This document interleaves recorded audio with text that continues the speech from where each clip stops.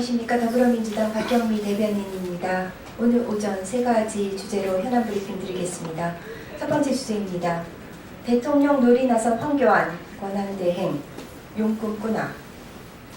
황교안 대통령 권한대행이 어제 보수 1세의 인사들과 오찬 자리에서 국정 운영에 대한 조언을 구했다고 합니다.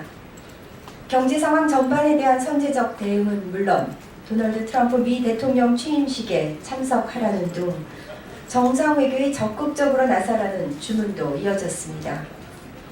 처음으로 국무회의를 주재한 자리에서 장관들에게 깨알 지시를 하는가 하면 일선 경찰서 지구대까지 방문해 연말연시 민생 치안을 강조했습니다. 오늘은 전직 국무총리 등 국가 원로들과의 오찬이 예정되어 있습니다. 한편 황 권한대행은 국회가 제안하는 국회 정부 간 협의체 구성과 운영에 적극 협조할 것임을 분명히 하면서도 오는 20일과 21일로 예정된 국회의 대정부 질문 출석 요구에 대해서는 전례가 없다는 이유로 거부하고 있습니다.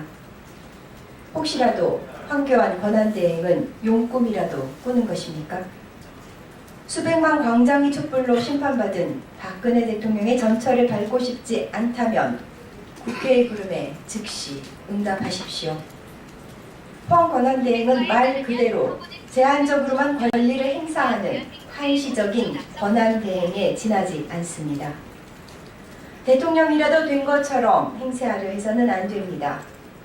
황 권한대행은 현재 유일한 선출 권력인 국회가 정해주는 직무에 따르면서 국정 수습에만 전념해야 한답니다. 경거망동하지 마십시오. 두 번째 주제입니다. 세월호 7시간 진실을 인양하는 청문회가 되기 바란다. 세월호 7시간에 대한 청문회가 10시부터 열리고 있습니다. 구조를 위해 1분 1초도 아깝던 그 시간에 도대체 정부는 왜 이렇다 할 조치도 없었고 생때 같은 우리 아이들은 왜 속수무책으로 죽어갈 수밖에 없었는지 청문회에서 집중적으로 다뤄질 전망입니다. 오늘 청문회에 출석할 증인으로는 최순실이 다녔다는 성형의원 원장을 비롯해 청와대 의료진과 김장수 전 국가안보실장 등이 답변할 예정입니다. 하지만 지근거리에서 대통령을 보좌한 이영선 전 청와대 행정관과 윤전추 행정관은 출석하지 않았습니다. 매우 유감스러운 일입니다. 증인들에게 호소합니다. 지푸라기라도 잡는 심정으로 양심선언을 기다리고 있는 세월호 일가 가족들의 애끓는 목소리에 귀 기울여 주십시오. 세월호 7시간 중 1시간 반 내 행적이 밝혀진 것처럼 결국 진실은 밝혀지는 법입니다.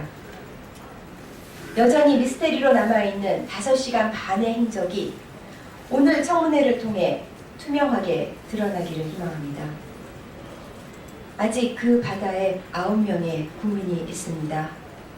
진실을 인양하는 청문회가 되기를 바랍니다. 세 번째 주제입니다. 권력 앙투에만 골몰하는 새누리당은 부끄럽지도 않은가.